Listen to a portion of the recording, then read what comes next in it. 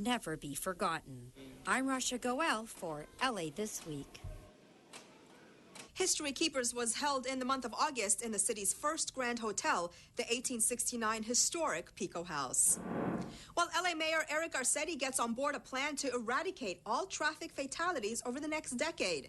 The city attorney targets a rise in identity theft cases, and pedestrians will soon have more street crossing options at a busy intersection. All these stories in City Beat.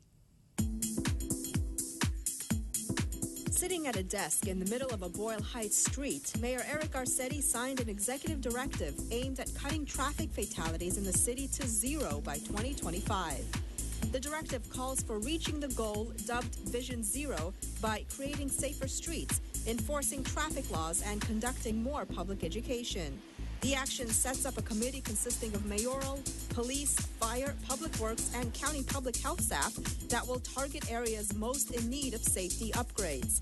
City officials say more than 200 people a year die in traffic collisions, with about 44% of all deaths and severe injuries involve pedestrians and bicyclists.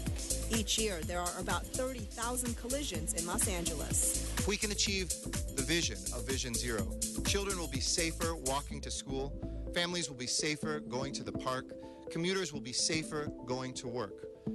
The heavily traveled intersection of Hollywood and Highland will soon be getting a makeover to improve safety for the thousands of pedestrians who cross there each day.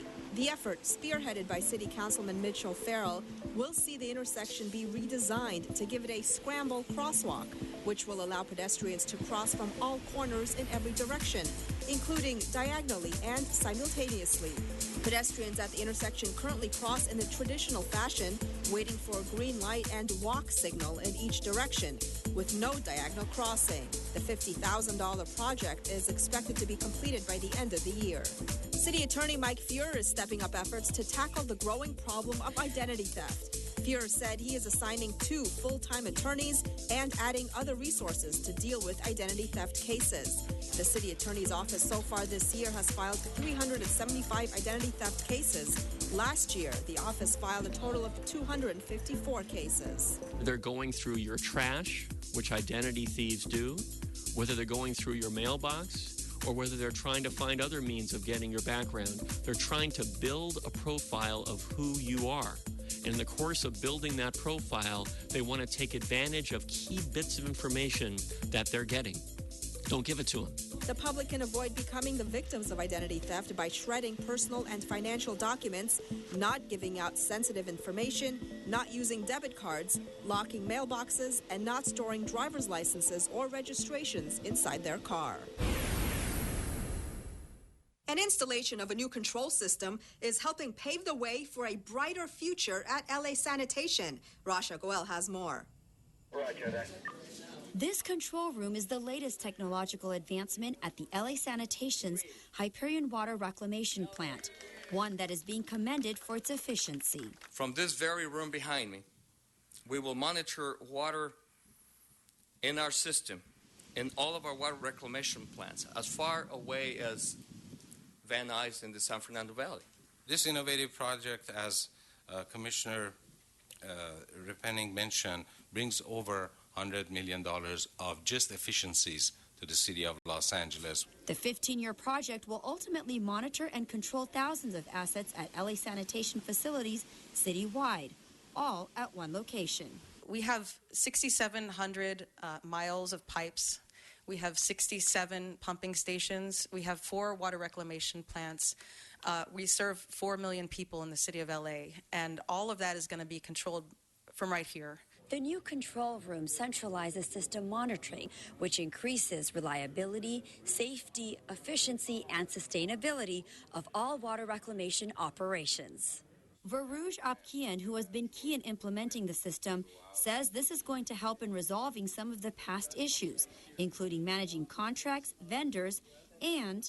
We had issues on managing various contracts for various vendors, various systems, with a beginning and a different ends. We had issues with training all of our operation, maintenance, engineering staff on various systems to maintain them as well as operate them. As people move from location to location, We had to retrain them. Officials say the new system will also help in handling emergency response. I'm Rasha Goel for LA This Week. Now, this new system will position Los Angeles Sanitation as a leader in the field of wastewater treatment and water reclamation. Well, one way to beat the heat is to take a dip in Hollywood's newly renovated public pool. As Gil Reyes reports, one councilman made a big splash at the pool's reopening. Wearing a dress shirt, slacks, and shoes, Hollywood area councilman Mitch O'Farrell gets ready to take the plunge.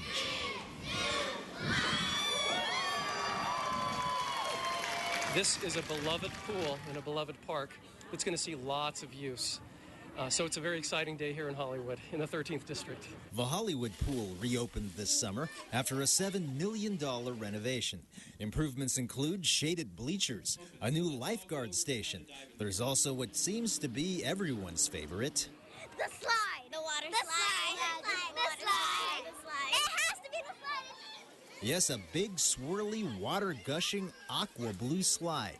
The main attraction at this pool, which originally opened in the 1950s. It's also more sustainable. It has water conservation built into the design. It's also more efficient with the way it dispenses chemicals. It can be done remote from a smartphone.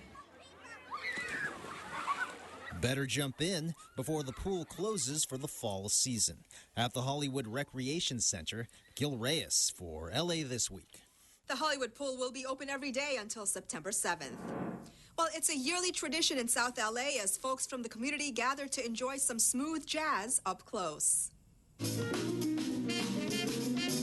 The soulful sounds of the upright bass entertains the crowd, along with other musical instruments as jazz musicians take to the stage in South LA during the 20th annual Central Avenue Jazz Festival. One jazz lover has been attending the event for 15 years and says that even though many of his favorite jazz artists are now gone, the new ones are just as talented. There's still good jazz artists around and young jazz artists around to still keep the event vibrant and, very enjoyable. For more than 2 decades, the Central Avenue Jazz Festival has helped celebrate the musical history and culture of South Los Angeles, the West Coast birthplace of jazz music. This is an exciting time of year which brings family, friends together to share in the wonderful experience of jazz, the music that really defined this part of Central Avenue for so many years. This free, family-friendly event along the historical Central Avenue between King Boulevard and Vernon Avenue included 3 stages of live musical performances, art and business development and employment resources, health, wellness, youth pavilions, and of course, plenty of barbecue. Price says the festival highlights all the changes taking place in the neighborhood, such as facade work and mural restorations on buildings and other street improvements. The LADWP is also planning to move some of the utility lines underground, creating a more visually appealing street. Not only appealing to the eyes, but the ears as well. Our Los Angeles Dodgers opened their first children's dream field for kids with disabilities. Gil Reyes shows us the specially designed stadium in Baldwin Hills. Children with special needs finally getting their chance at bat. So that's really special because it'll give every kid an opportunity to know what it's like to be on that ball diamond, to maybe catch a ball or run around the bases. City Council President Herb Wesson, local kids, and the Dodgers here in Baldwin Hills for the opening of the team's 38th Children's Dream Field. These mini stadiums are oftentimes built for kids in underserved LA neighborhoods, but this is the first specifically designed for kids with disabilities. Its synthetic turf allows easy access for wheelchairs and walkers. The city, the LA 84 Foundation, and the Dodgers, they all teamed up to build the $650,000 stadium. National League MVP and Cy Young winner Clayton Kershaw and his wife Ellen also donated to the cause. The Dodgers, they're not just a first-place team. They're also made up of great individuals, great human beings who care about their community. The cause hits home for Dodgers outfielder Jock Peterson. Peterson's brother Champ, seated next to him, has Down syndrome. First baseman Adrian Gonzalez and his family also here on opening day to lend support. So I'm proud to be here with them. And we got them these brand new solar lights. Compliments of the city of L.A. There's also a Dodgers scoreboard featuring faces of the special athletes who will use the park. All stars in their own right. In Baldwin Hills, Gil Reyes for LA This Week. Though it's the first Dodgers dream field for kids with special needs, the city has another universally accessible ballpark in the community of Lake Balboa. Well, Mayor Eric Garcetti's goal of cutting traffic fatalities to zero by 2025 received plenty of praise on social media. That's the focus of This Week in Tweets. Vision Zero Network tweeted, "Way to go at Vision Zero LA. You are leading the way not only in your city, but across the nation." Tim Papandreou posted a pic of the mayor alongside council members Mike Bonin and Mitchell Englander, posting, "Well done, LA, 11th city to join the movement to end traffic fatalities." Janet Sadek Khan retweeted the mayor's post, writing hashtag Vision Zero takes flight in the City of Angels as Eric Garcetti vows to nix traffic deaths. Bravo. And Wolfpack Hustle posted, "Thank you, Bonin, Englander, and Huizar for leading our city council towards safe streets for all." Bridget Smith wrote, "Handle Eric Garcetti says LA is no longer the world's car capital, now the capital of transportation renaissance. Hashtag Vision Zero." And that's a look at This Week in Tweets. Well, a local festival celebrates cultural diversity with the help of Council Districts 1, 14, and the Department of Cultural Affairs. Rasha Goel has more. This is the 10th anniversary of Lummis Day. Lummis Day is a celebration of our city's diversity, our cultural diversity, and just all the ethnicities that come together. This year, for the first time, the event was held for 3 days at 5 locations. This particular one in Boyle Heights. Known as the Festival of Northeast Los Angeles, Lummis Day is a free event that has become a signature community arts and music event in the neighborhoods of Northeast Los Angeles. We have bands, we have vocalists, we have poets, and we have dancers. Among the artists performing was Jessica Fichot, whose French and Chinese and American upbringing has influenced her music of fusing styles and languages. Rose, Rose, I love you. Rose, Rose, I love you. With an aching heart. Oh, I enjoy music, I enjoy dancing, and I enjoy seeing community events. And it's very fun. And of course, there was a little taste of culture for attendees. Lummis Day may have been celebrated at 5 locations, but for this community, it's one big party. I'm Rasha Goel for LA This Week. Lummis Day is named in honor of Charles Lummis, who founded the city's first museum and whose name became known for promoting cultural diversity. Well, a dance group seeks to inspire young kids through hip-hop, discovering the heart of LA, and getting creative with recycling. All this in this week's Things to Do.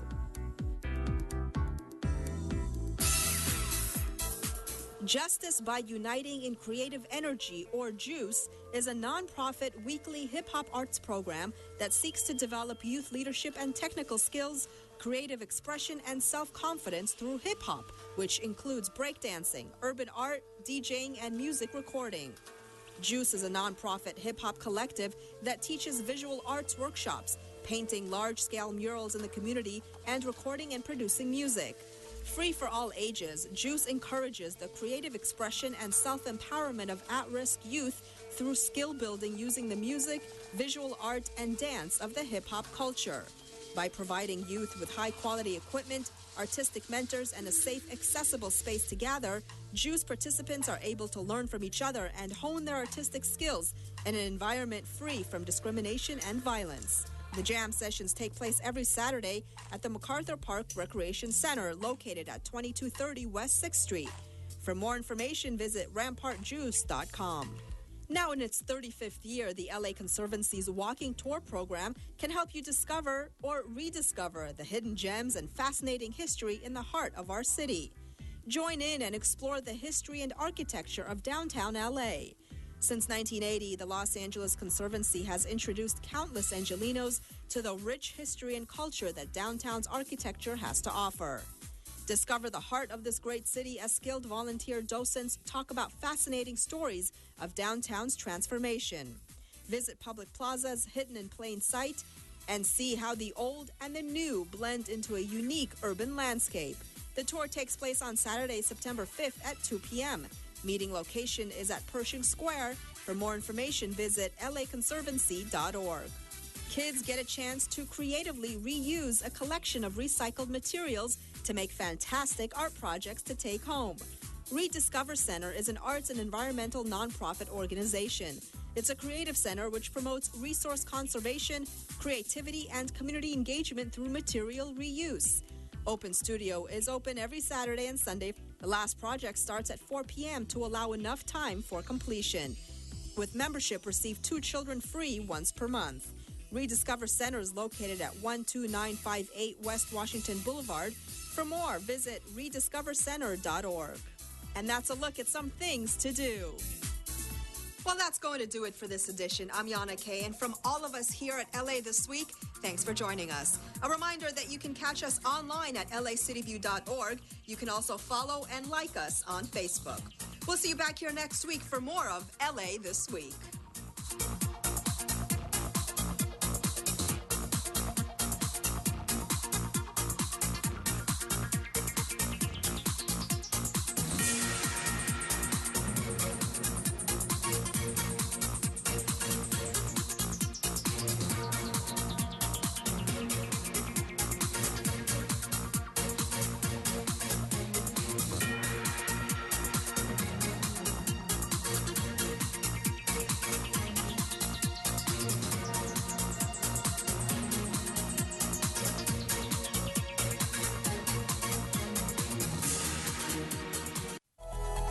It's our duty to serve veterans and military families who serve their country in the most difficult ways imaginable. Together, we can say thank you in so many ways.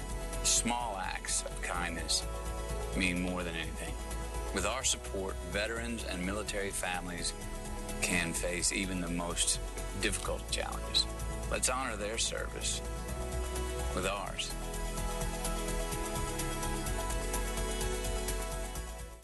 During California's next major earthquake, an epic battle will take place.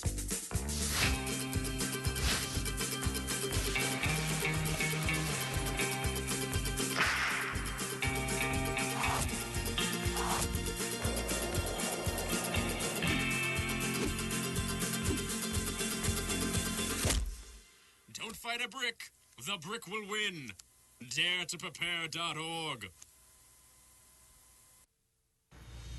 Excellent. Cut, print, we're moving on. Hi, I'm Shane Woodson on the set of Cain and Abel here in Hollywood. You're watching LA City View, Channel 35. Our city, our channel. Okay, I need my actors back on set, back in position.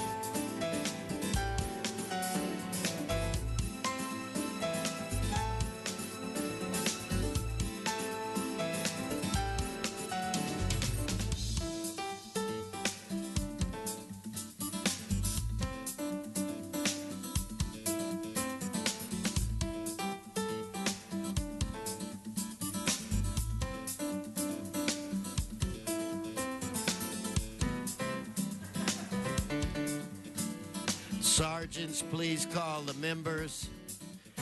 Have the members report to council chambers. I want to give a shout out to today's members of the on-time caucus, Mr. Blumenfield, Bonin, Harris Dawson, Weezar, Koretz, Martinez, O'Farrell, Rue, and now Price.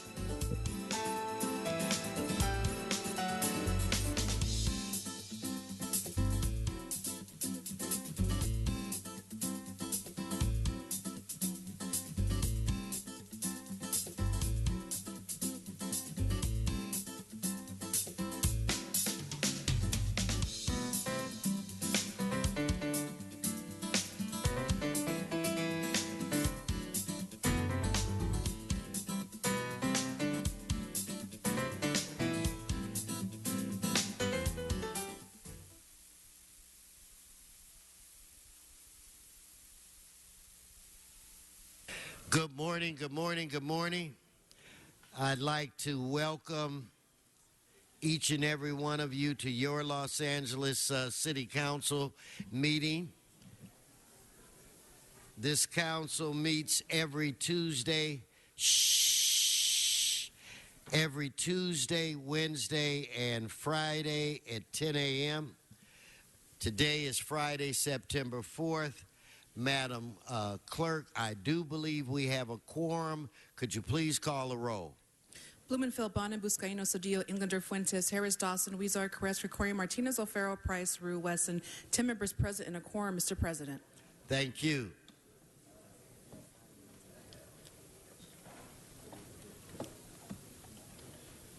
Okay, let's go through the agenda. First, there's approval of the minutes. Mr. Harris Dawson moves, O'Farrell seconds. Next. Committed resolutions for approval. Bonin moves, Price seconds. Mr. President, items 1 through 9 are items noticed for public hearing. The Department of Building and Safety reports that items 1G and I may be received and filed in as much as the liens have been paid. Also, there's a request to continue items 1L and N to October 6th. Okay, so without objection, that'll be the order. What about cards? There are cards on all items 1 through 9. Okay, let's move on. Items 10 and 11 are items for which public hearings have been held. There's a request to hold item 10. Okay, members, any specials?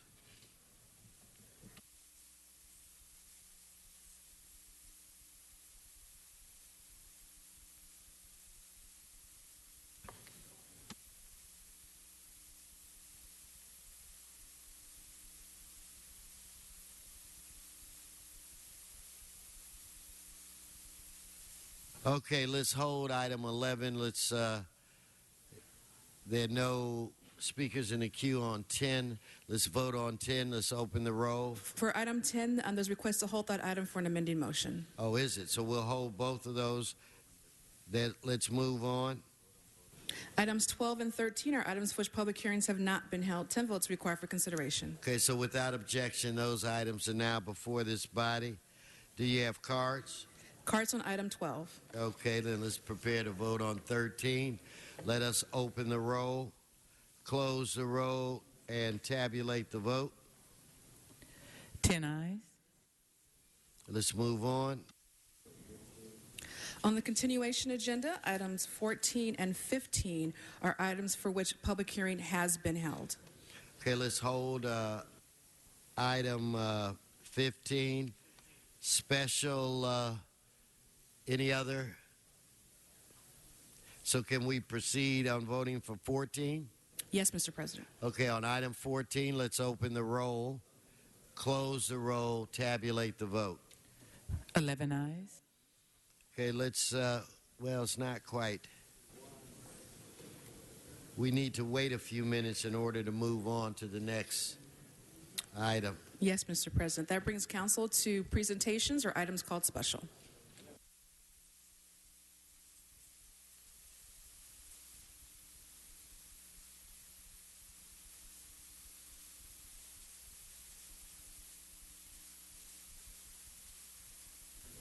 Okay, now what we're going to do, we're going to, we have a presentation for this morning, so I'm going to defer to Member Fuentes.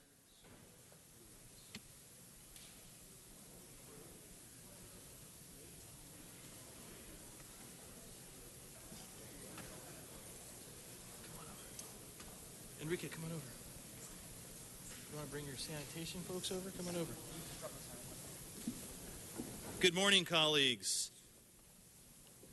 Good morning, colleagues. How's everybody doing? All right, very good. We're all awake here. So I have to say that the gentleman standing to my right here, as you all know, needs no introduction. He's been an instrumental part of the city of Los Angeles, but in specific, the Bureau of Sanitation. We all know the great work that Adel is doing to help the city of Los Angeles become more resilient, more sustainable, and smarter with its resources, in particular with water. But Adel Hajj-Khalil is, as you all know, is currently the assistant director, is still the assistant director of sanitation, but he was recently elected, Mr. President, elected as president of the National Association of Clean Water Agencies, representing clean water utilities across the nation. Give him a big round of applause for that. Now, Mr. Saldivar and the Bureau of Sanitation and I are very, very excited because Adel, in addition to all the great things that he's doing here for us at the Department of Sanitation, is now at NACWA in charge of various responsibilities, including making sure that the organization moves forward in its innovation on environmental engineering expertise, management abilities, and leadership skills to be able to collaborate with community groups, not just in the city of Los Angeles, but across the nation. Because as we know, we have to continue to jealously protect our resources. And water in this drought is something that we all understand that we're going to have to be smarter with. And in fact, the state of California has done a great job in Los Angeles in particular in its conservation of water. So the challenges that have been made by the state are being met by the city of Los Angeles, the Department of Water and Power, and the Department of Sanitation. So we know that Adel is incredible to the city of Los Angeles, and we're lucky that we can share him now with the rest of the country in this new capacity. He's been a great leader on all of these issues. He's smart as all get out on these issues, and he's going to bring Los Angeles to the forefront of these conversations with all of these issues. So with that, I wanted to say to you, Adel, on behalf of the city of Los Angeles and the Bureau of Sanitation, thank you for stepping up to do this, and I'm sure that Mr. Saldivar has some really great words to say before we give you a presentation. Enrique. Thank you, Councilmember Fuentes. You know, being the second largest city in the nation, you know firsthand what it means to have a national presence. So much of our work comes down from the U.S. EPA and some of the other national organizations, the legislation and regulations. It's important that we not only have a presence, but we are now ever more proud to have a leadership presence. This organization, NACWA, speaks for our entire industry. Adel now speaks for our entire industry. This is something that he has worked for and built up over the years. It didn't just happen from last year to this year. He's been involved in NACWA for over 10 years, has earned every piece of it. We're very proud of you, Adel. Thank you. Very good. Mr. President, if you would allow the President to give us a few words. Well, you know what? Before Adel speaks, I just have to say, personally, it has been such an honor and a pleasure to work with you. You are one of the, yes, you are one of the smart ones, but you're one of the most creative leaders within the department that I've had the pleasure to work with. You have always been there for my district, and I'm sure like that for the other districts. You have helped us take dreams and make them a reality, things that had no chance of being created, and we look at those things now, and I just personally have to say that I'm happy for you. And I'm going to enjoy ribbing you. And whenever I see you from here on out, it's going to be one president to another. And so, Mr. President, it is an honor. And I thank Mr. Fuentes for recognizing your importance to this city. Mr. Huizar, did you want to say something as well? Sure. Thank you, Mr. President. And I wanted to echo your words and Mr. Fuentes' words for our president. And Adele, you have always tried to find a solution, and you have been innovative in finding solutions. And I'm not the first to tell you, you have a tough job. You have a very tough job, very demanding. I only see a little part of your job when I see other council members ask you for things to fix things that are that need to get fixed. But it is a tough job, sometimes with limited resources, but you have been very, very creative, and we thank you for that. And we thank you for the work you've done for our environment and water quality as well. You've done a great job, Adele. Congratulations. Back to you, Mr. Fuentes. Mr. President, thank you for the kind words. Councilman Fuentes, thank you. Honorable council members, thank you very much. There's only one president in this council. It's you, Mr. President. You know, on the good days, I'll take it. On the bad days, you can have it. It's, you know, the reason I became the president of NACWA is because of the great work we have done here in the city of Los Angeles. This city is recognized across the country as leader in the environment, leader in protecting public health and environment, leader in protecting and improving the quality of life. And the only reason that I am here is because the great people that work in the city of Los Angeles, in the Bureau of Sanitation, the 3,000 workers that work day and night, rain or shine, and protecting and taking care of this city. And they take that with pride, dignity, and they're very committed to this city, this great city. And I think we are sending an example across the country. I'm glad to take the city example and share it with the rest of the city, but also I'm committed to bringing the best of the best and bring it back to the city. I'm going to take the agenda of this city and the priority of this city across the country and have NACWA advocate for our priorities to make sure that we're able to do our job here to continue serving our community, improving the quality of life, improving our water quality, and making this place a better place to live for our children and grandchildren. But we can't do it alone. It's all about collaboration. All of us have to work together. Doesn't matter if it's policymakers, workers, unions, businesses, regulators. We all have to come together to move this city forward. And I want to thank you as council, but also thank the mayor and my boss, Enrique, for allowing me to serve the city in this role. And I'll commit to you. I'll continue doing the best job here as I will do in D.C. Thank you. Thank you. Let's take a quick photo. Get in closer, everybody. Get in closer.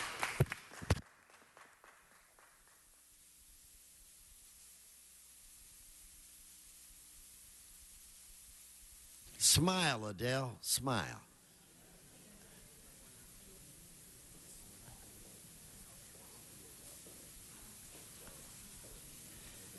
Again, one more time for Adele. Congratulations, and thank you again for all your service. Okay, quickly, let's run to, we're going to do item 2. Mr. Herman on item 2.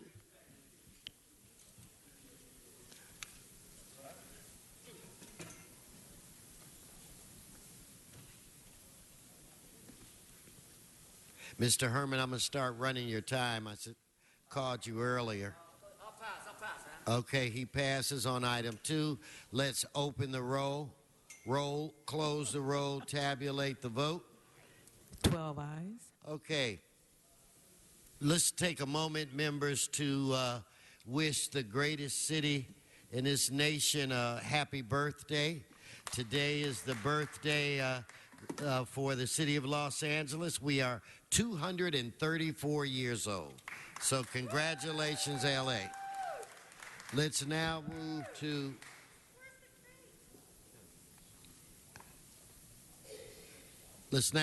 item 6, Mr. Herman. Item 6. Item what? I'm like, yeah, I'm talking my papers.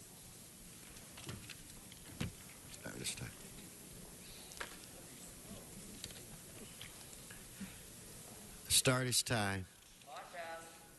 He passes on 6. Let's prepare to vote. Let's open the roll, close the roll, tabulate the vote. 12 ayes. Okay, Mr. Herman, I'm going to item 7. Yeah, I'll pass that too. Okay, on item 7, let us prepare to vote on that item. Let's open the roll, close the roll, tabulate the vote. 12 ayes. Mr. Herman, item 9. Yeah, I passed that too. On item 9, let us open the roll, close the roll, tabulate the vote. 12 ayes. Now we'll move to item 5. Mr. Herman. Passes. Mr. Murphy. Sean.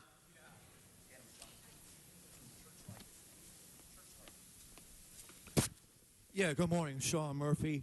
Item 5, I'm supporting this item. Thank you. Let's prepare to vote on this item. Let's open the roll. Close the roll, tabulate the vote. 12 ayes. We'll move to item 8. Mr. Herman. Item 8 and Mr. Murphy. Sean? And Mr. Herman passes. Mr. Murphy? Yes, item 8 is also a good item. It doesn't cost the city too much money. Okay, thank you. Let's open the roll. Close the roll, tabulate the vote. 12 ayes. Item 3, we have Mr. Herman and Mr. Spindler. Item 3, sir.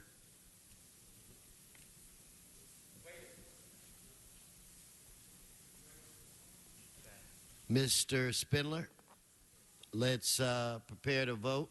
Let's open the roll, close the roll, tabulate the vote. 12 ayes. Go to item 4, Mr. Previn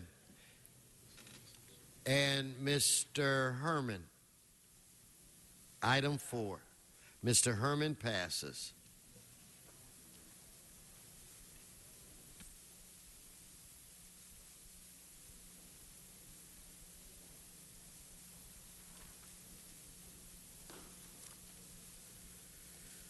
Yes, sir. Good morning, Council President Wesson. It is Eric Previn, a resident from CD2, and this is, in fact, an item in CD2. It has to do with the improvement in maintenance over on Lemp and Moore Park. Apparently, it's a street lighting number 1 district. Now, over at Moore Park in this area, we are experiencing a great tumult at the moment, and I'm assuming that they are related, but I'm not 100% sure. It's possible that this is coming soon and will just be a part of the major work being done on Moore Park right now. We have a little street called Beeman Avenue that connects with Moore Park, and just last night I was trying to go to my local Carpenter Avenue, Beeman Park, and what we have is massive road closures, and it seems like it's in connection with some construction on the corner there. This is one of the streets with, despite our major efforts against mansionization that we are constantly bragging about how Studio City was a leader there, this is one of the streets where we have what can only be described as a series of giant containers doing business as homes. They're so big, sir, that you could put a sort of a 6-inch ruler between the home and the curb in some of these spots. It's really sad for the people who live in the smaller places. Let's rule. On Moore Park. On Moore Park and Lemp, yeah. I mean, I don't have too much to say about this because this, as everybody well understands, is a lighting district item and is not exactly related, but it is exactly in the neighborhood. It is exactly what's happening right now. No, but you know you have community. to stay exactly on the subject. Well, so actually, we've been looking at that, sir, and I do appreciate your guidance there, but I think that actually we're going to look more closely at what the standard is there because you guys are interrupting all the time. It's not okay, Thank no, you, you're sir. off Okay, the good. subject. Okay, we'll go now to item 12, where we have Mr. Oh, let's open the roll, close the roll, tabulate the vote. 12 ayes. Mr. Murphy on item 12, and Mr. Herman. Yes, item 12. It's another item I am supporting. Thank you. Mr. Herman, thank you. Mr. Herman waves. Let's prepare to vote on this item. Let's open the roll, close the roll, tabulate the vote. 12 ayes. Okay, it's been brought to my attention that there's a request to continue item 10 until Tuesday. So what's that, Madam Clerk, September 8th? Yes, Mr. President. So we'll do that. We're now moving to item 11. I have a Lee Garland on item 11. Lee Garland, please come forward. And Mr. Herman. Hi, thank you for letting me speak. I'm curious about, I'd love to have an explanation of why $5 million will be going to fight this lawsuit. And I'm curious about its impact on the environment of Kern County and on the people who live there. Thank you. Thank you. So if I could have Mr. Herman on 11, followed by Mr. Spindler, then followed by Mr. Previn. You can start my time, please. This is regarding a budget finance committee subjected by the mayor's approval.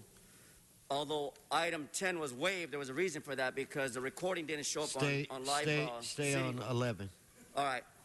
But now that we're on item 11 regarding the authorization of the city attorney, the city attorney to extend the term of this contract for an additional 2 years and increase the funding of the $2 million for a total amount of $5,483,565 to screw the taxpayers, to authorize the city attorney for a new contract not to exceed the California amount, not to exceed the $350,000 by Michael Jackson Lang in Visalia. So I hold my time to 1 minute, Mr. Speaker. I got many other items to speak about. Thank you. Thank you, Mr. Spindler, followed by Mr. Previn.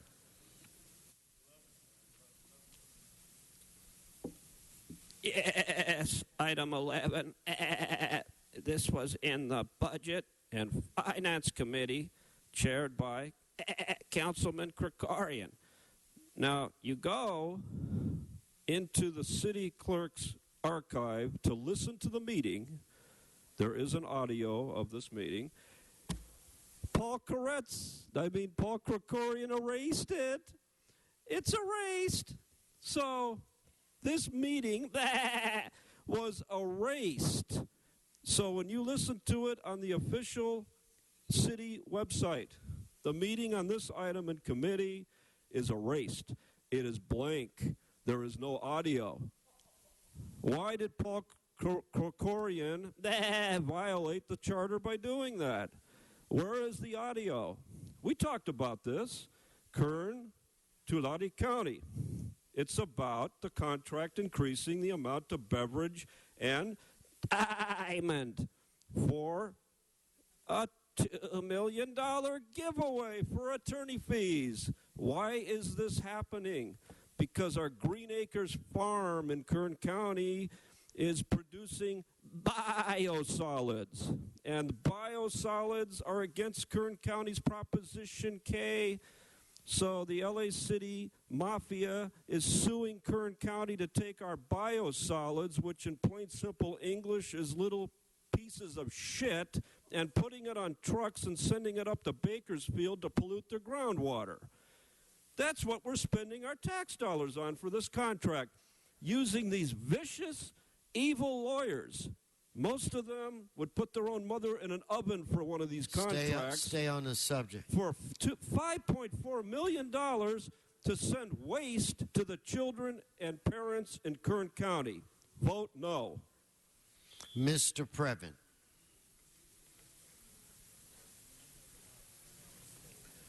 Okay, it is Eric Previn from CD2, a resident. A few clarifications, because that was a little bit confusing, to be fair. This is a total that will be expended on this lawsuit is about $5-something million. We're going to be adding $2 million now, and another $350,000 for Lampe, who's a different firm. And I think that the reason why we're doing it is because somebody here at the city council feels that the pursuit of taking this sewage stuff, the biosolids, And converting them into fertilizer is a good way to go.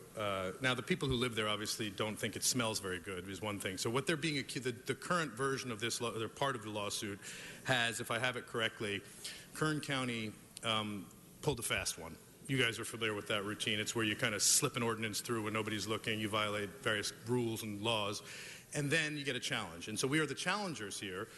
We are challenging alongside some big ones. We got County Sanitation District number 2 doing business as Lewis, Brisbois, Bisgard, and Smith helping on this one. They're not listed as the firm because we're hiring instead Bever Ridge is how one group says it. Another group calls it Beaver Ridge and Diamond. And I don't know which is correct, sir. I really don't. But I do know that that we want to do smart environmental stuff, especially the day following yesterday when you opened the mic for so many great speakers who had come down here. You know, that was by discretion. And by the way, this is by discretion too. So I just want to say, perhaps we are turning a chapter in the regard of when people come down on items that have already been heard in committee, you are willing to bend over a bit, sir. And I appreciate that. So thank you. Thank you. That's the last speaker on this item. Let's open the roll. Let's close the roll and let's tabulate the vote. 12 ayes.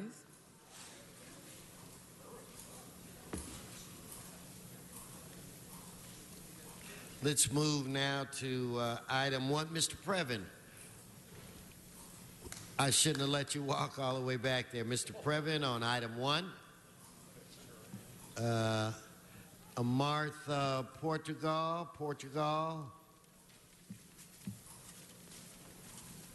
Habibi. Maurice Jackson. Okay, Mr. Previn. Go Correct. right ahead. It is Eric Previn from CD2 here commenting on 1E, which is an item, thank you, Charles, from CD12. Now, the reason why I'm bringing it up is this is a relatively fresh inspection violation. This one does have the plus 250% penalty, which is, I think we've agreed, onerous and inappropriate.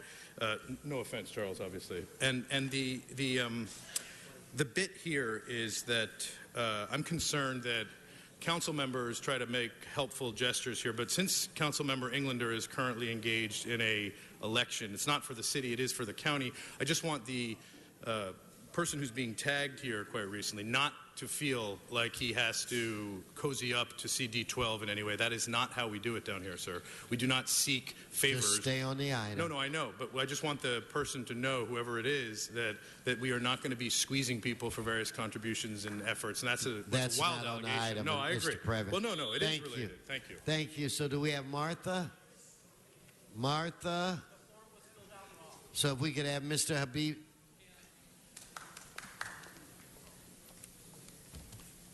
Yes, Your Honor.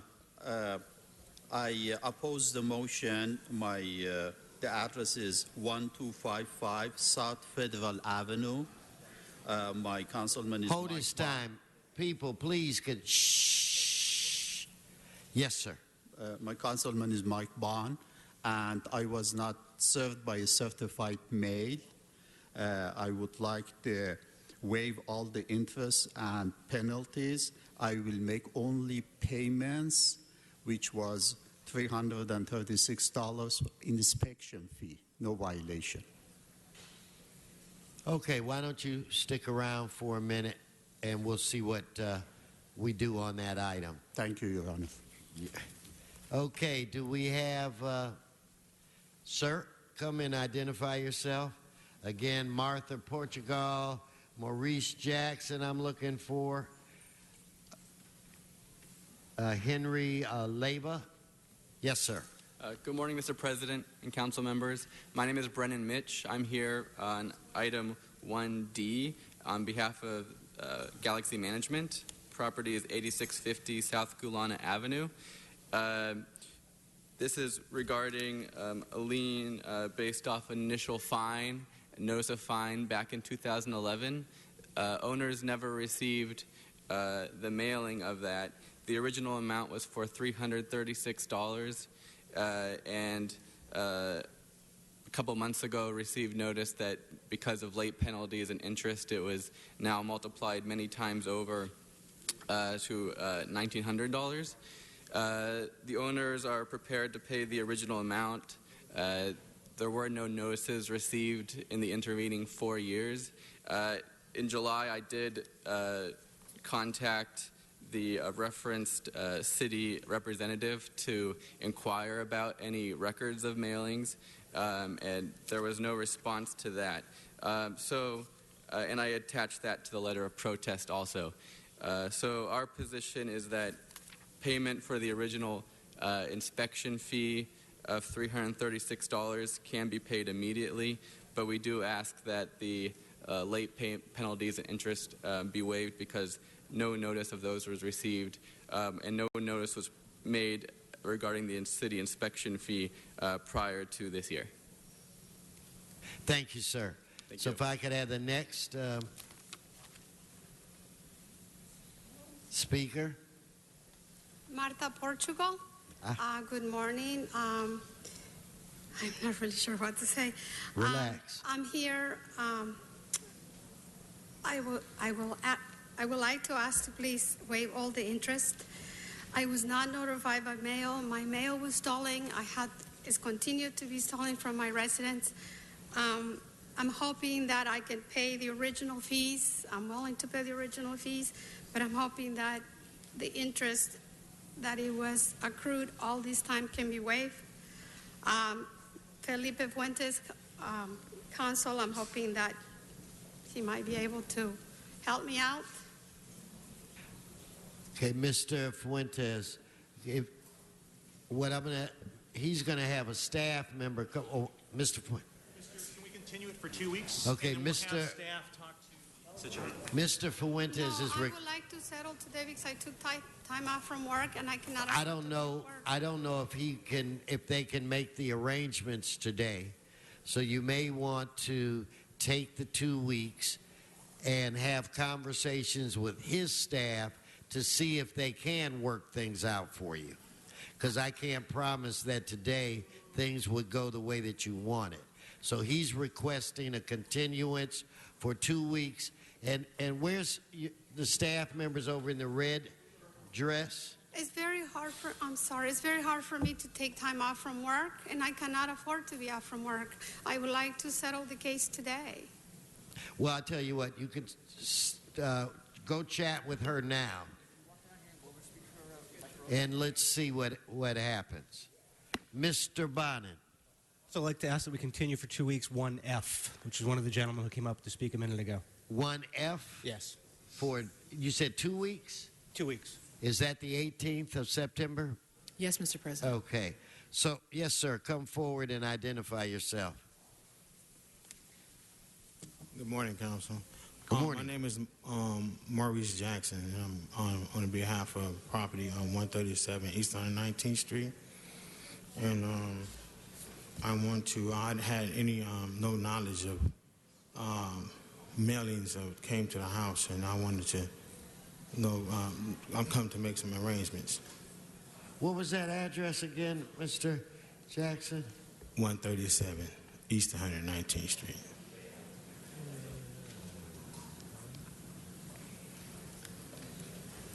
Okay. Maybe what we'll do, there's a gentleman walking towards the aisle. He's waving at you. Why don't you go talk to him quickly, and we'll see if we can't work something out before we vote. Sir, please come forward and identify yourself. Good morning. My name is Gilbert Gomez. I live at property 7700 Mason Avenue in Winnetka. I received a notice of a fine for $1,400 something. I was shocked when I received it because I never received the original fine. I believe it was $335. And address again, Mr. Gomez. 7700 Mason Avenue, Winnetka. Okay, I've just received a word that we will, in order to try to sort out your concern, we will continue this item for 2 weeks, which means you can talk to the representatives of that area, and we will not act on that item until Am I right, Madam Clerk, September 18th? Yes, Mr. President. Okay, so that's been continued. If you go over to the side, there's a lady waving. Have a conversation with her. Thank you, sir. Okay, Mr. Spindler?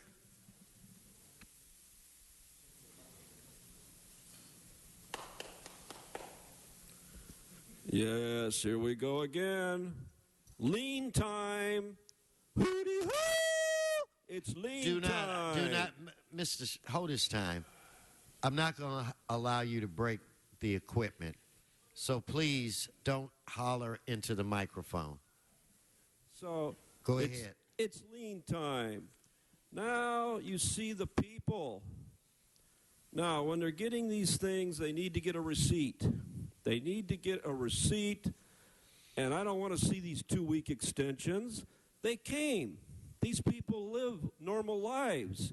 They don't have chauffeured limousines like you, Wesson. They don't have... Stay on the subject. They don't have time to keep coming back here, to pay $20 to park, to come in here and waste all this time. Well, it's not a waste of time, but it's a lot of time for something that's illegal.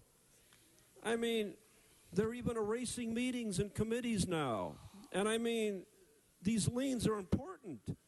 And you can waive the interest and the penalties and get back to the base of the lien because the public safety is served by paying the lien. But this interest and penalties is killing people, especially middle class and lower middle class people and poor people.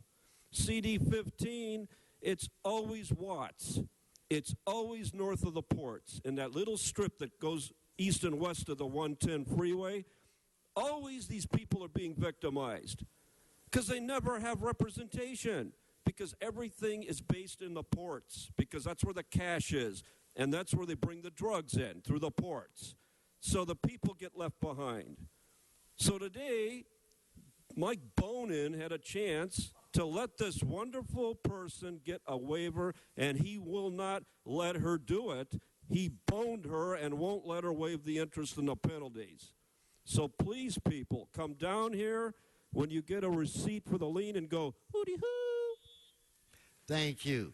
Okay, there are no more speakers on this item. Mr. Herman, I don't have a card, but come forward. Mr. Herman, I'm saying come forward. Ladies and gentlemen, as you heard today, we got porked on these liens because they deferred them. Should we continue deferring liens just because you're not ready to hear your constituents who ask you to listen, take them hand by hand to remove the lien? Look at item F, 1255 South Federally Avenue, a $5,000 lien. Is that something you should be happy about, sending the elderly man who came in here who had to pay $20 for parking? He's going to sit here and hear all our bullshit, which is very entertaining and good, by the way. Thank you. But going back to topic is that you must waive all the interest, compound interest that you suckered these people in as you pork them. That's why I'm wearing my porker suit today. NWA. Don't pork us. Don't pork us. Don't pork us.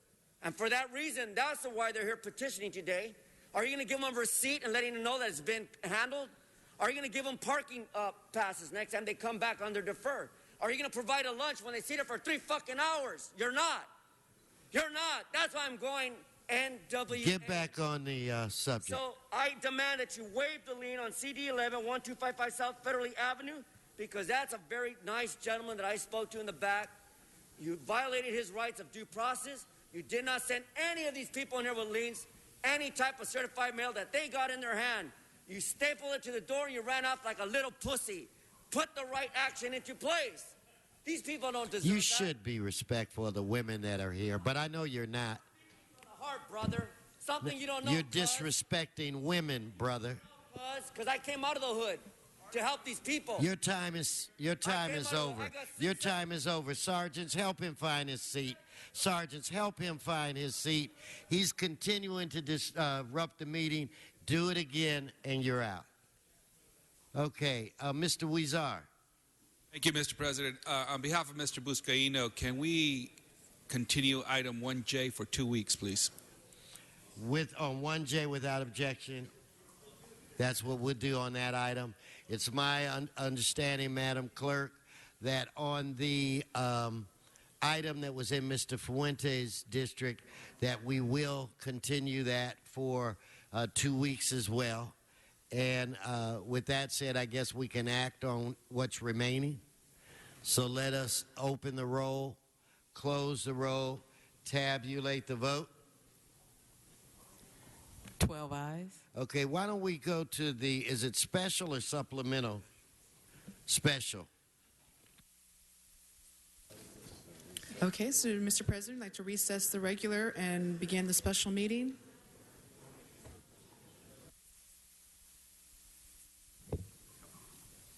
Mr. Bonin. Thank you, Mr. President. Colleagues, this is a wonky but actually very important item. The FAA is in... You're not in it yet? Oh, okay. Blumenfeld, Bonin, Buscaino, Cedillo, Ingender, Fuentes, Harris, Dawson, Weezer, Carrasco, Corey, Martinez, O'Farrell, Price, Rue, Wesson, 12 members present and a quorum, Mr. President. Okay, Mr. Bonin, I apologize for that. Now you can go. And I do have some cards. Thank you. Take two. Colleagues, this is a wonky but very important item. The FAA is radically changing, and some would say improving, the way they manage flight patterns over the city and the county of Los Angeles. They're going from an air traffic controller-based system to a satellite-based system, which will make flight patterns much more precise. That is a good thing. It will reduce the noise footprint over many areas, but it will actually intensify it over some other areas because they will be following a very narrow and precise flight path. Those areas will be in my district, they will be in Mr. Wesson's district, they will be in Mr. Harris Dawson's district, they will be in Mr. Englander's district, and they will be in Mr. Blumenfield's district. This is something that we all need to look at. The FAA has had this information out for a while. Their public comment period is closing on Tuesday. But just a week or two ago, they released significantly more information, Google Map information, track map information that will allow us to see precisely what the impacts will be. This resolution here today is asking the City of Los Angeles to go on record asking the FAA to give LAWA and Los Angeles a little bit more time to study the impacts and comment on it. So I'd ask for an aye vote. Thank you. And for the record, a substitute motion has been circulated. Okay, let me call Mr. Previn, Mr. Spindler, and Mr. Herman. Yes, it is Eric Previn from CD2, and let's not mince words on this one, okay, folks. The FAA has been frankly disrespectful to LAWA. Mr. Councilmember Bonin, would you agree that LAWA is doing a very, very good job? I certainly feel that they are entitled to the respect from the Federal Administration of Aviation, Federal Aviation Administration. I mean, I can't imagine why they would not have included them in this. And I'm in regular contact with the federal authorities, so I will certainly bring this up. Thank you for bringing this forward, because Supervisor Yaroslavsky is not the only guy who's concerned about helicopter paths and all that stuff making noise. We are all mindful of the various flight routes, sir, and I just wanted to be sure that CD2, he didn't mention Councilmember Krikorian, who is our incumbent, but I'm pretty sure that we too might be impacted. I'm not 100% sure. I know that Burbank has a unique and glorified status, but thank you for bringing this forward.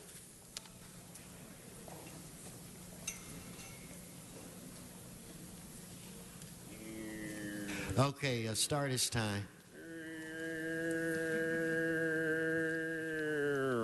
The plane has landed. Yes, air traffic control, planes. A rather new invention, the airplane. A helicopter. We don't need helicopters and planes. Stay on the subject. The FAA should get the fuck out of LA City and LA County, and we should ground all flights, commercial, residential, everything. We should get rid of airplanes, and we should get rid of helicopters out of LA County completely. Santa Monica wants to shut down the Santa Monica Airport. Good. Do it. Van Nuys Airport, I'm sick of Van Nuys Airport. Every time I go down and I try to go down Havenhurst, that's Stay stupid. on the subject. You know, the FAA and these airports are a pain in the ass. Airports take up too much space. The FAA has too much power.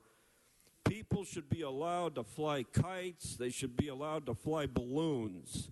So I think we need to go back to balloons. Hot air balloons instead of airplanes. Stay on the subject. And helicopters. Because the FAA allows too much noise and pollution with these mechanized, evil, non-green, gas-burning, piece of shit vehicles and jets. Now, we can close all of this down, get rid of the FAA, so no more jets come into this county with President Obama and all the campaign donors. Okay, thank you. You're off subject for the last time. Okay, the next, is there another speaker? No, you now, Mr. Spindler. Again, this is his second warning for disrupting the council.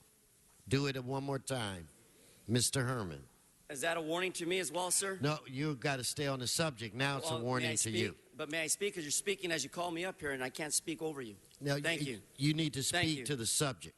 Consideration of the resolution of Mr. Bond and Mr. Wesson regarding FAA's Metroplex program. Now, to those of you who don't know what a Metroplex program is, I don't either. But if a balloon, a small object that shoots up into the atmosphere and gets into airspace, like a laser light. You're not on the subject. Well, you're we not are on talking the subject. about the conditions of the study here. And that study says that the study of conduct under the public is to outreach. And I am outreaching. I'm trying my very best to... You're not on the subject, Mr. Herman. I'm going to give you your last chance I'll read to off get the agenda to finish my last minute since you interrupt me. It says... You're off the subject. Thank you. Let us support the administrative action by the FFA to allow more time for Los Angeles to free Los Angeles World Airports and other integrated communities under NWA to stakeholders who study NWA, the full state of the Metroplex NWA project and documents to perform more NWA, comprehensive NWA.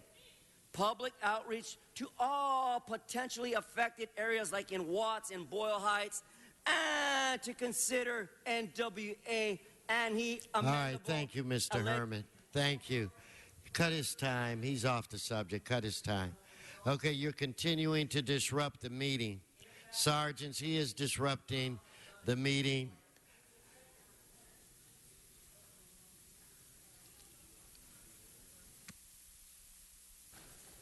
Two votes. Mr. Herman, I told you the next disruption you would be removed. I'm going to tell you this.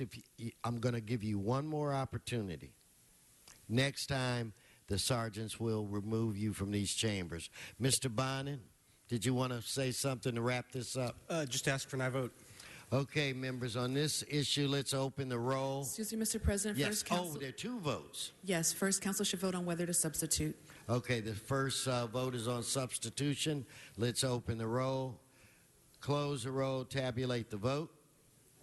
12 ayes. Second vote is on the motion itself, the resolution itself.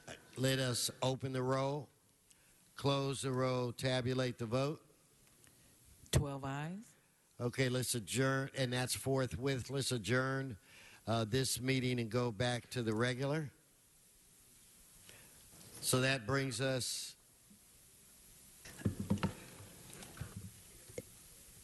you know what? I think I want to take a couple of general public comment cards. Mr. Murphy. Yes, sir. Mr. Previn.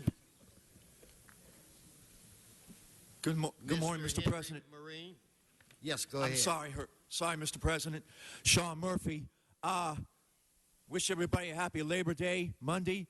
The choir's going to be at Our Lady of the Angels on Monday at 5 p.m. Invitation only. It's not for the public, for your for you folks only.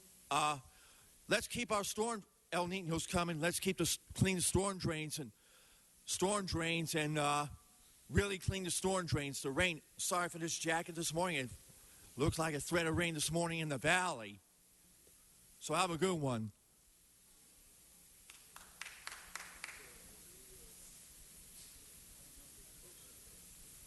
Please come forward. Mr. Previn, you can come. That's fine. I thought... It's fine. Okay.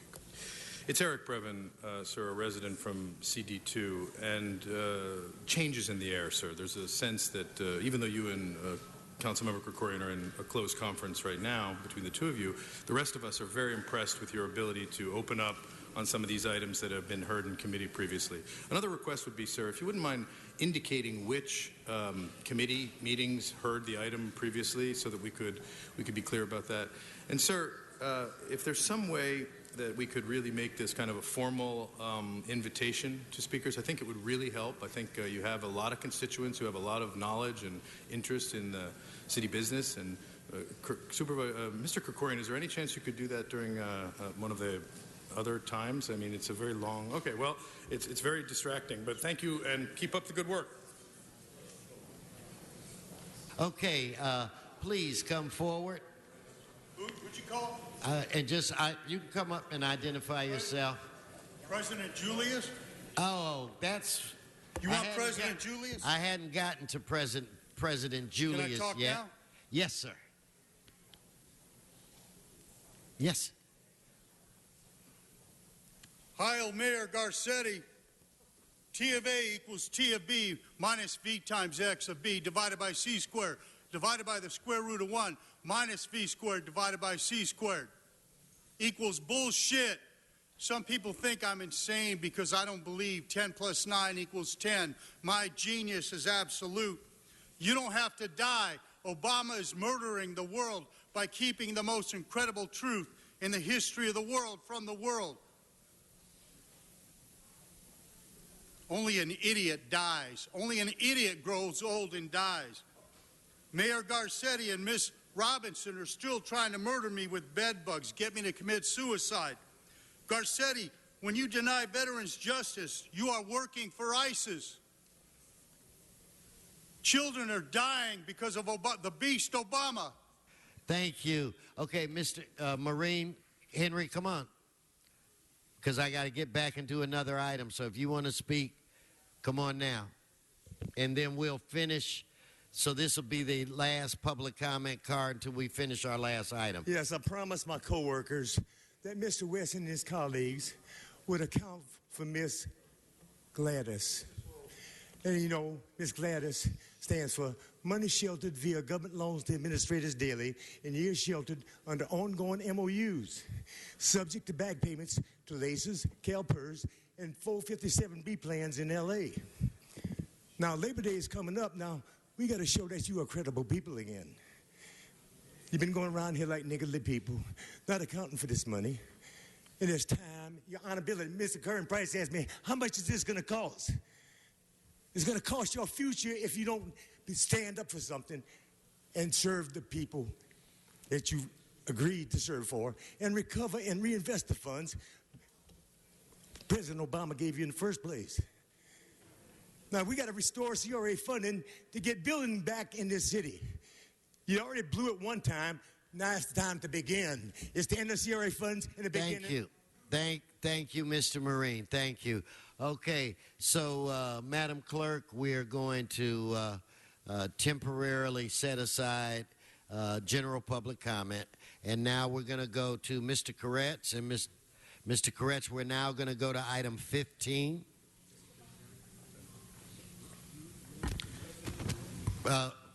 Hold on, Mr. Harris Dawson. Before we go to item 15, I'd like your indulgence. Councilmember David Rue and I would just like to acknowledge the presence of a former member, David Cunningham, in the building. Served South LA for many, many years and a stalwart community leader. Thank you. And Mr. Cunningham represented the district I represent, a friend and a mentor to me. I appreciate all you've done. Okay, Mr. Koretz. Thank you, Mr. President. Right now, as we meet in the Pacific and Atlantic Oceans, 4 hurricanes are raging. That's a record. We have the driest year on record in 2013. In 2014, we have the hottest year on record in California, probably to be surpassed by this year, 2015. Our drought is a record. It's clear that climate change is upon us. Every day we hear about record floods and wildfires from Argentina to West Africa to Asia to Houston. I'm not too much of an alarmist, but frankly, I'm pretty alarmed. I think that climate change is not only here and here to stay, but it's here with a vengeance. And we need to meet it with the same ferocity. SB 350 does that with what I consider a good common sense approach. Increase energy efficiency by 50%, increase renewables by 50%, reduce petroleum use by 50%, all by 2030. That's not only a good start, but it's an important statement for California, the land of conspicuous consumption, going into the Paris climate change talks. If we want a strong and binding international agreement, California needs to lead the way, and this is our opportunity to help make that happen. The LA County Board of Supervisors just passed this, I believe, on Tuesday. There are folks here in support. Maybe I can ask everyone that's here in support to stand up, since I know you won't have a chance to speak. And I ask for your aye vote today. I think it's critical that we express our support on this. The vote will be close. There are LA members that are still pondering which way to go, and I think we can make a big difference by passing this today. Thank you, Mr. Koretz. Mr. Fuentes. Thank you, Mr. President, and colleagues, your attention for this very important measure. I agree with the maker of the motion that this is a very, very important measure that's being contemplated by the state legislature. Literally, as we speak, every conversation and news story about the most prominent debate and conversation is around this bill, and rightfully so, because as the maker of the motion mentioned, we do have to react very quickly to what I think is a terrible position for our climate. And so how we do that is very important. The bill, I think, does some very, very good things. The reduction of fossil fuels by a certain year, very good.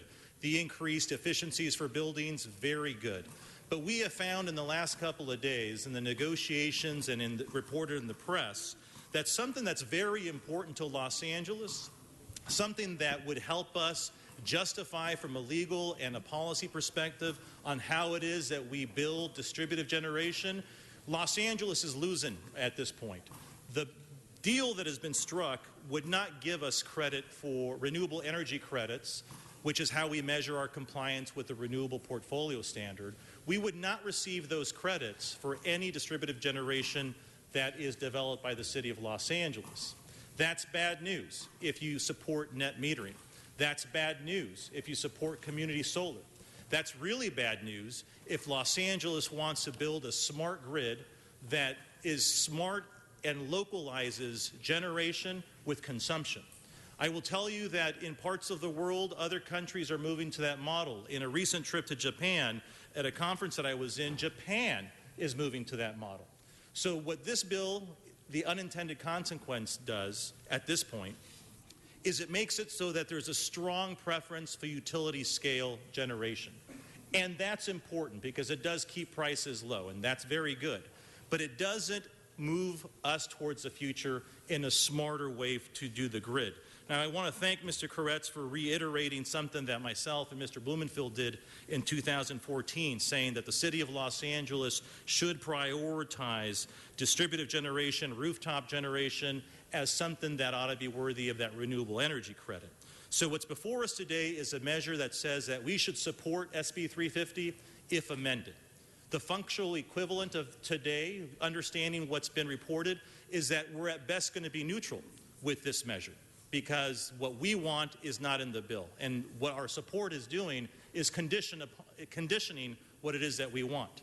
So there's no harm in supporting this today, But there isn't an urgency, I'm afraid, to compel our legislators, the ones that are critical votes yet to decide on what they're going to do, to compel them to help support Los Angeles's future. Help us build out a smarter grid. Help us make sure that we incentivize and legally request our rate base to be able to do more distributed generation. That is the future. So I reluctantly have to say that I support this at this point, understanding that there are still precious days left for the legislature to be able to amend their bill. And I know that the author of the bill in Sacramento has representatives here today, and I would ask that they help us, help people understand that not giving us the renewable energy credit for rooftop solar is not the smartest thing that Los Angeles could do today. We could do so much more, but even then, the merits of the bill outweigh this little piece. We'll just have to figure out how to be creative if we're not heard by Sacramento. And I would urge my colleagues who have served with me in the legislature to call your legislators and suggest to them that they stick up for Los Angeles and put this piece in. So with that, I urge an aye vote. Thank you, Mr. Fuentes. Mr. Krikorian. Thank you very much, Mr. President. First, let me just say what a critically important piece of legislation this is for the future of California. And I want to thank Mr. Kretz, first of all, for putting us in a position to be able to support that important legislation and continue the long and important tradition that we have had in Los Angeles of leading on environmental issues in Sacramento, and particularly leading on renewable energy.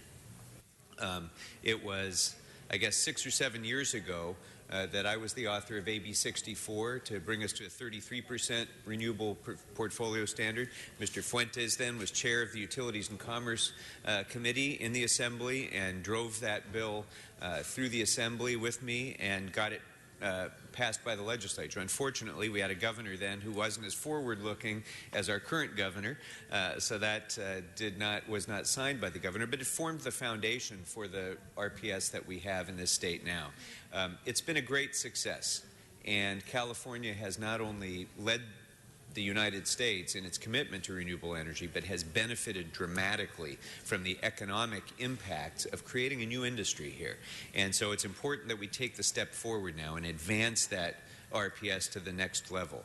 At the same time, I agree very much with the concerns that Mr. Fuentes just raised, and I think most of us here share, I think Mr. Kretz as well shares, about ensuring that we protect distributed generation in all of its forms as part of our renewable portfolio standards, because it just doesn't make sense to take the best kind of solar generation, which is local solar generation, which creates local jobs, which is not diffused and becomes inefficient because of transmission loss.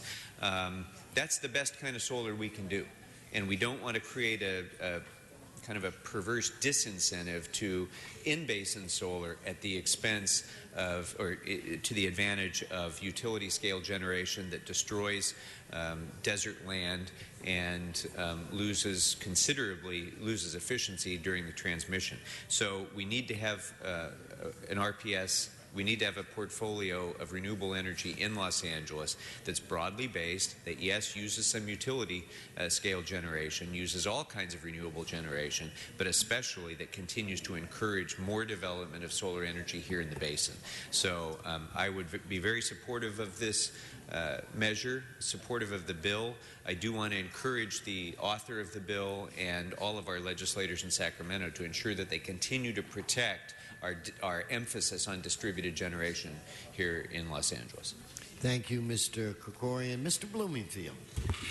I want to echo the comments I've heard from all the speakers so far. I'd really appreciate Mr. Kretz bringing this bill up and Mr. De Leon for authoring it. It's so important that we deal with climate change, that we be aggressive as a state, and that we be aggressive as a city. There was one disappointing piece in this bill, which has to do with the distributive generation. And so I think it's important that we speak as a council, and we're saying we're supporting it if amended. And we're saying very loud and clear to our friends and allies, to Mr. De Leon, to all the folks in Sacramento, that we want our net metering to count, because we want to incentivize more net metering in Los Angeles. We're, as a municipal utility, we're in a different situation than some of the other utilities out there. So it's important that that message be loud and clear from this body. Not only do we support all the amazing goals and the mandates that are in SB 350, because they are visionary in many ways, and I love when California leads on these environmental issues, because we need to. Nobody else is going to do it, and Los Angeles needs to lead the way as well. And oftentimes we can lead California. And on this one piece, having to do with the net metering and the distributive generation, we want to lead here in Los Angeles, speak loud and clearly to our friends and allies in Sacramento, ask them to include distributive generation so that we can get more net metering as well. So thank you, Mr. Koretz, for bringing this up, and I urge an aye vote. Thank you, Mr. Blumenfield. Okay, with that said, I think we're at a point where we can vote on this item. Madam Clerk, if you would please open the roll, close the roll, tabulate the vote. 12 ayes. That is approved. Public comment was satisfied on Wednesday, I believe it was. So anyway, that congratulations, Mr. Koretz. Madam Clerk, that brings us where? That brings council back to general public comment. Okay.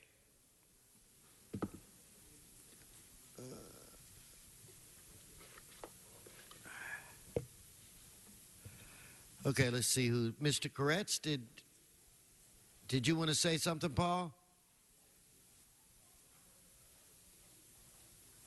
Technical error? Okay. Quasi, please come forward. General public comment. Omar Baldwin. Thank you, Mr. Wesson. The Martin Luther King Coalition has been instrumental in pulling together a number of coalitions around our city, around this issue of global warming and climate change and energy use. We want to thank Mr. Koretz, and we want to also thank State Senator DeLeon for leading the charge on the important 350 bill that's in the state Senate. We would have preferred that our city council would have indicated that they would support that bill unconditionally, even if they had suggestions around the solar calculation. Quasi, you're not supposed to during general. Hold his time. During general comment. I'm sorry. You're not supposed to speak to items that are on the agenda. I'm so sorry. be general. All right. I'm sorry. I did come with the intention of speaking on the housing issue as well today. I know it's going to be continued to Tuesday. I think if we have public properties that belong to the city, they should be dedicated immediately to housing the homeless and addressing that crisis. But I'll try to get back Tuesday. Thank you. Thank you, Mr. Baldwin, followed by Mr. Herman, followed by Mr. Spindler. Hello, my name is... Hello? Yes, speaking to the mic. All right. Hello, my name is Omar Baldwin. I'm founder and CEO of Peace Please Incorporated. Today I would like to talk about Israel and the state of Israel. I believe Los Angeles has positive ties with Israel. So, I mean, on the political level, on the peacemaking level, we can, write a new constitution or something. Like, I came up with like a new type of government, like a peace democracy.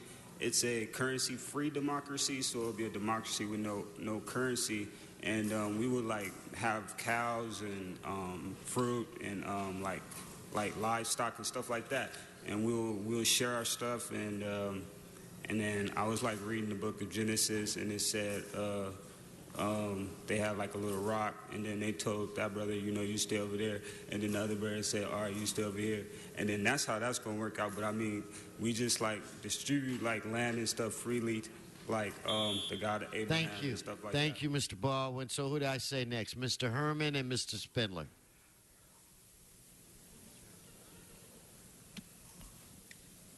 Let's get it on, Herb. I came in to speak to you at City Hall, but you seem to be telling me, Herb, what's wrong with general public comment day? It's Friday. We got to have fun. Come on, everybody. Let's get it on, baby. Whoa. I need some white sugar to let me go on through the day with Herb Wesson. He Do not holler into the mic, Mr. He discriminates. Well, we're all sensitive. Certain people who need medication. That's what he said to the gentleman to the left. Woo! He said it. All we need is a little medication. Woo! So let's go, Herbie, because I love you. Living my life with you, Herbie. Can't go wrong.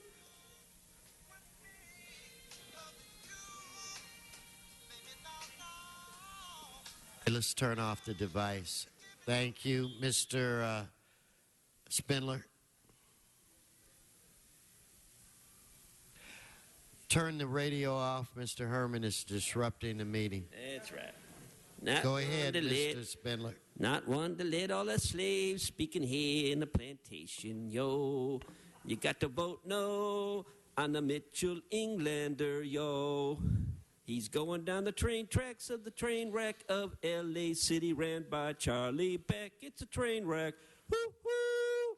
Vote no, vote no, vote no on Mitchell Englander. He lives up in the north area of L.A., away from the ghetto, subjugating the people and the meek to nothing more than a couple of bucks and pins and a couple of pails to ask for change from the niggas on the court and up and down the street. Vote no on Mitchell Englander.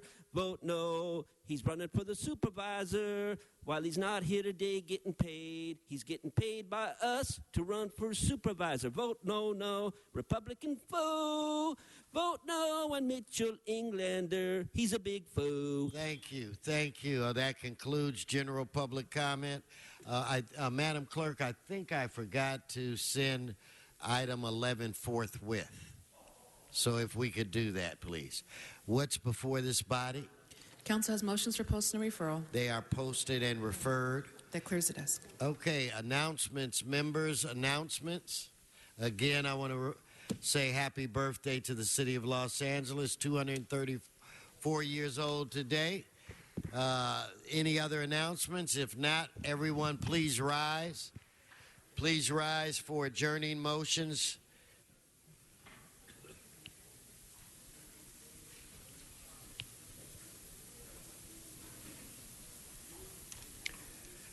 Okay, I'm going to look to my left to Harris Dawson's side. Any adjournings to my left? I don't see any.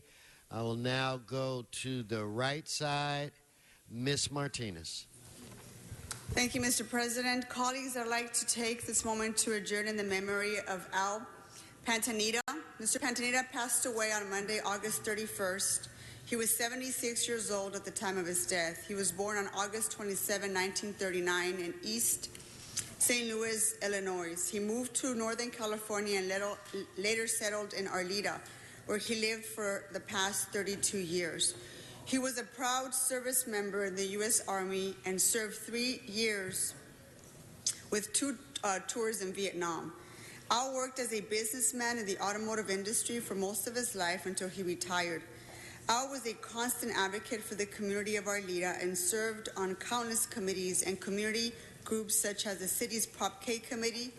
Through his involvement, he helped bring projects to fruition throughout the Northeast San Fernando Valley, including the beautiful Devonshire Arleta Pocket Park and the Mid-Valley Intergenerational Center. Al was also always looking for ways to improve the quality of life of our city, and he highly valued education for our children. He was instrumental in helping open the doors of Valor Academy Charter School in Arleta, which recently opened an additional campus in North Hills. Al was an advocate for a sustainable environment and worked to improve the appearance of a stretch along Devonshire Street between Arleta and Woodman Avenue that was an eyesore and plagued with chronic illegal dumping. By planting California native plants and making use of drip irrigation, residents are able to enjoy what is now known as the Northeast San Fernando Valley Nature Parkway.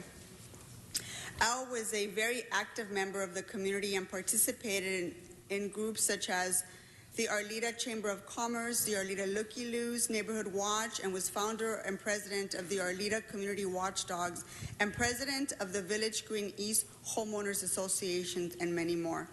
Al considered himself a team of the community and felt that being A better world would start with cleaning up your backyard.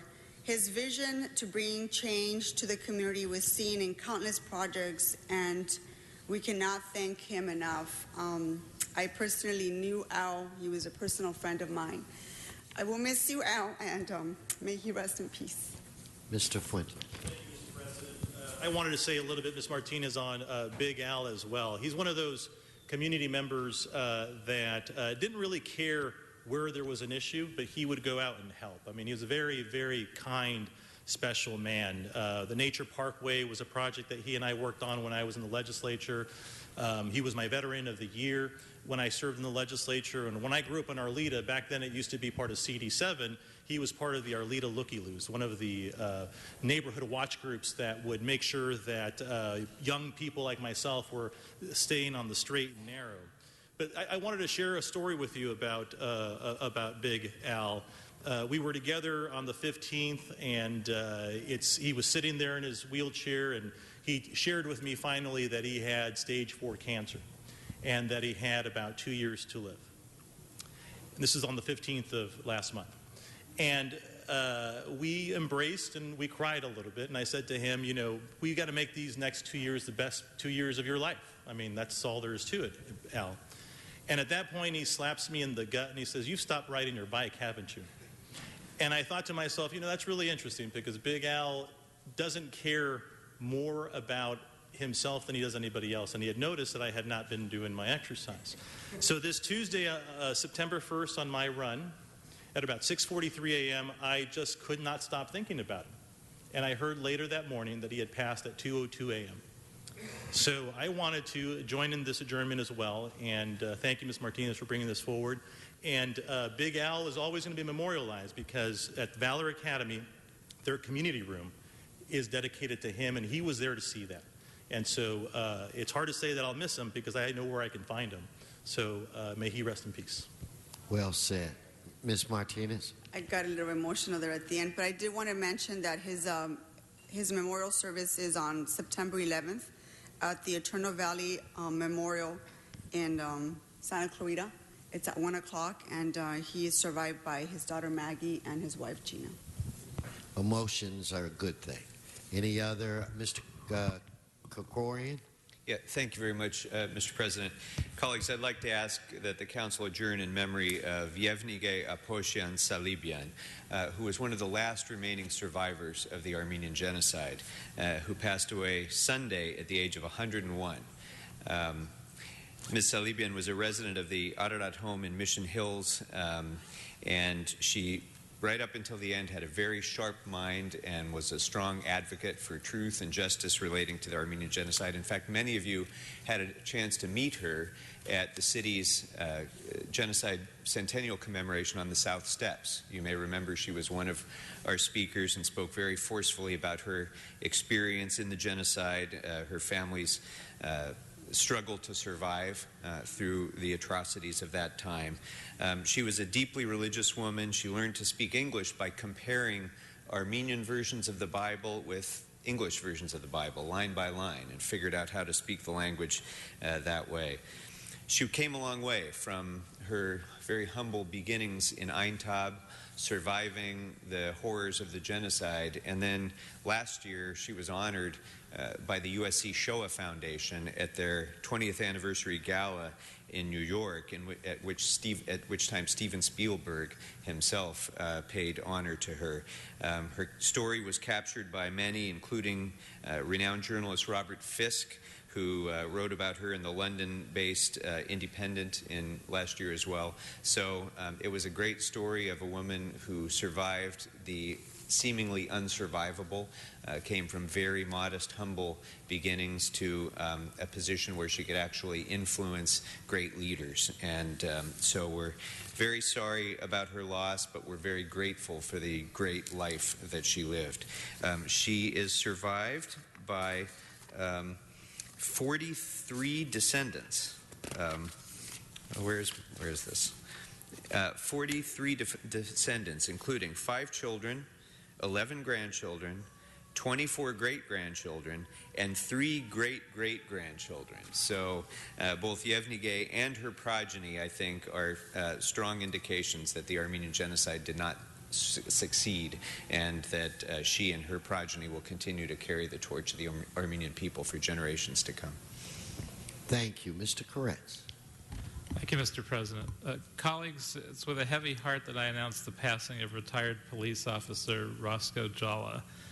He passed away Wednesday, August 26, 2015, in Riverside, California. He was born September 17, 1952, in Faraday, Louisiana.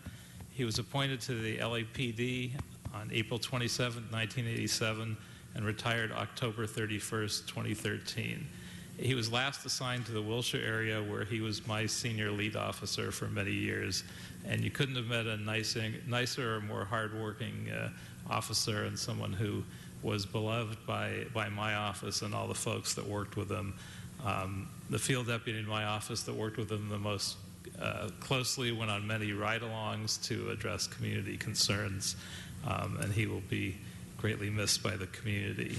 He's survived by his wife, Suzette, daughters Toya, Lakeisha, and Ensign, brothers David, Daniel, and George, and 8 grandchildren. And I thank him for keeping me safe as someone who was in his basic car area, and for all his great work in the community. Thank you, Mr. Koretz. I'm still looking to my right side. I don't see any other adjourning motions. Members, have a good weekend. This meeting is adjourned.